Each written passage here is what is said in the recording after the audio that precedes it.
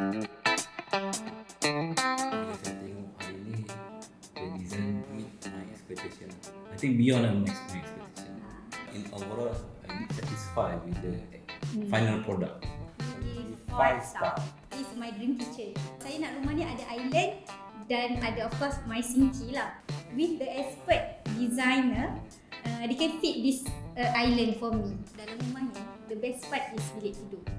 Saya suka mostly bilik tidur lah kot. Daripada anak-anak bilik tidur dan saya punya master bedroom. Amazing. Amazing.